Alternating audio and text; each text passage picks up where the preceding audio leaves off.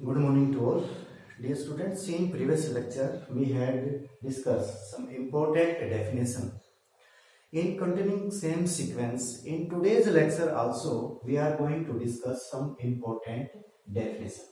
First, let's discuss position vector. पहले बच्चों, मान लिया किसी प्लेन में आपके पास एक फिक्स्ड पॉइंट है और एक कोई अदर आर्बिट्रेरी पॉइंट है। मान लिया ये आपके पास कोई फिक्स पॉइंट है और ये कोई आर्बिट्रेरी पॉइंट ए है, तो then the vector O A is known as position vector. देखिए प्यारे बच्चों, बड़े इंपॉर्टेंट डेफिनेशन है, ध्यान दीजिएगा। बार बार हम इस टर्म को यूज करेंगे, पोजीशन वेक्टर, ये पोजीशन वेक्टर, ये पोजीशन वेक्टर। अब पोजीशन वेक्टर में क्या है, एक कोई किसी भी प्लेन में आपका कोई फिक्स पॉइंट है और एक कोई आर्बिट्रेरी पॉइंट है, तो ये जो लेंथ है ना किसी पॉइंट की किसी फिक्स्ड पॉइंट से, that is vector O A. This is it is known as position vector of point A. Next let's discuss collinear vector, but very important definition of vector. What are collinear vector?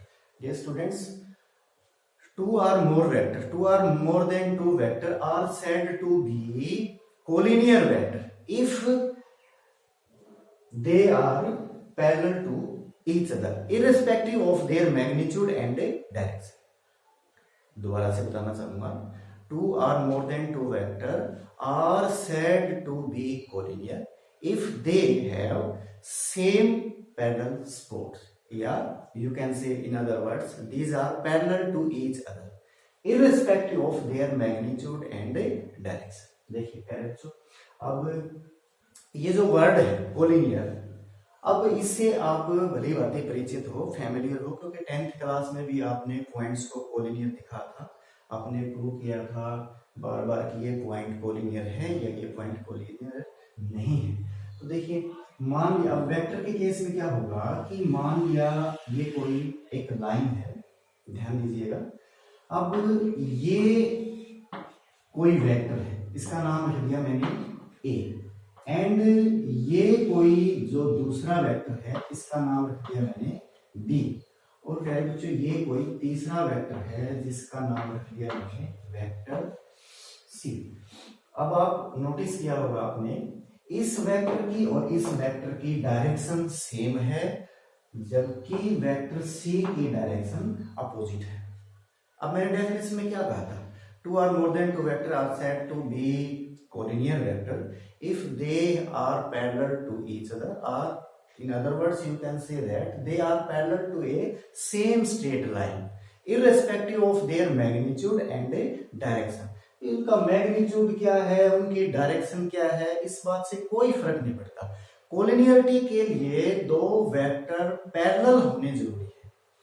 तो अब देखिए, ये दो vector, मान लिया मैं बात करता हूं ए एंड बी की, you know very well they are lying on same line, it means these are parallel to each other.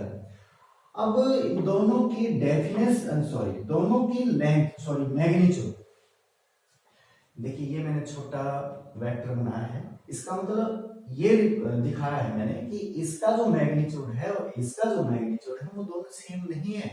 ये छोटा वेक्टर है तो इसका मैग्नीट्यूड छोटा है, ये बड़ा वेक्टर है इसकी लेंथ बड़ी है। मैग्नीट्यूड क्या होता है, लेंथ ही होती है। अब इसकी लेंथ छोटी है, इट मींस इसका मैग्नीट्यूड छोटा है, इसकी लेंथ बड़ी है, इसका मतलब इसका मैग्नीट्यूड बड़ा है। इसका मतलब दोनों का मैग्नीट्यूड सेम नहीं है। अब डायरेक्शन सेम है दोनों की, but A and B are collinear.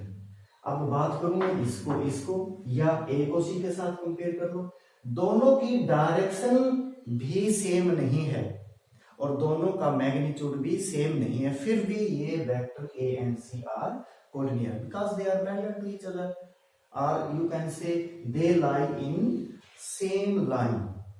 तो जो वेक्टर सेम लाइन में लाई करते हो वो वेक्टर क्या कहलाएंगे, कोलिनियर वेक्टर। अब इसके बाद में बात करूं, मान लिया एक वेक्टर है ये वेक्टर, इसका मैंने नाम रख लिया ए, और एक वेक्टर है ये, इसका मैंने नाम रख दिया वेक्टर बी। तो ये दोनों पैरेलल हैं आपस में, ठीक है। अब इसका मैग्नीट्यूड भी कुछ है और इसका मैग्नीट्यूड भी कुछ है। मैग्नीट्यूड और डायरेक्शन से कोलिनियरिटी पे कोई फर्क नहीं पड़ेगा, बशर्ते दोनों जो वेक्टर हैं वो पैरेलल स्पॉट होनी चाहिए दोनों के उस प्लेन में, या वो पैरेलल प्लेन में लाई करने चाहिए। तो दीज वेक्टर आर पैरेलल। अब मैं इसको अगर ऐसे भी रख दूं, इसकी डायरेक्शन को चेंज कर दूं, तो भी क्योंकि ये दोनों की पैरेलल स्पॉट है, सेम स्पॉट है, इसलिए ये दोनों वेक्टर क्या होंगे, कोलिनियर वेक्टर। तो अब मैं किसी वेक्टर को कोलिनियर दिखाना हो तो A is equal to lambda times B, ऐसे दिखा सकता हूं, क्योंकि दोनों का जो मैग्नीट्यूड है वो डिफरेंट डिफरेंट हो सकता है। तो प्यारे बच्चों, उम्मीद है कि आपको कोलिनियर वेक्टर समझ में आया होगा। Now let's discuss other definition. Coplanar vector, देखिए the vector is said to be coplanar if they lie in same plane. जो वेक्टर किसी सेम प्लेन में लाई करते हो उनको कहेंगे हम कोप्लेनर वेक्टर। या दे आर, जो प्लेन है, मान लिया एक वेक्टर अलग प्लेन में लाई करता है, एक वेक्टर अलग प्लेन में लाई करता है, लेकिन अगर वो प्लेन आपस में पैरेलल हैं तो भी मैं उन वेक्टर को क्या कहूंगा, कोप्लेनर। तो कोप्लेनर वेक्टर नाम से ही पता चल रहा है डियर स्टूडेंट्स कि जो वेक्टर सेम प्लेन में लाई करते हो उनको हम कहते हैं coplanar vector. Let's discuss other terms. Localised vector, देखिए पहले बच्चों लोकलाइज्ड वेक्टर क्या होगा, जिनका इनिशियल पॉइंट, जिन वेक्टर का इनिशियल पॉइंट फिक्स होता है और टर्मिनल पॉइंट फिक्स नहीं होता, उसको कहते हैं लोकलाइज्ड वेक्टर। मान लिया ये कोई फिक्स पॉइंट है O और ये कोई पॉइंट A, कोई दूसरा पॉइंट है प्लेन में, तो ये जो वेक्टर होगा OA, इसको मैं कहूंगा लोकलाइज्ड वेक्टर। इसके बाद डिस्कस करते हैं फ्री वेक्टर। देखिए जिसका इनिशियल पॉइंट फिक्स्ड है वो लोकलाइज्ड वेक्टर, और जिसका इनिशियल पॉइंट फिक्स्ड नहीं है वो हो जाएगा आपका फ्री वेक्टर।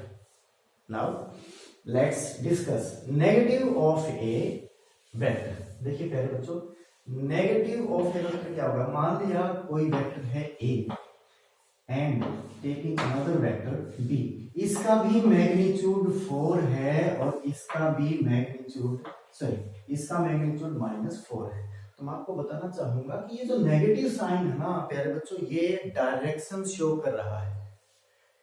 इसका मतलब ये मान लिया ये हमारी नंबर लाइन है, ये 0, अब इस साइड जो है पॉजिटिव नंबर होते हैं, इस साइड आपको पता है नेगेटिव नंबर होते हैं।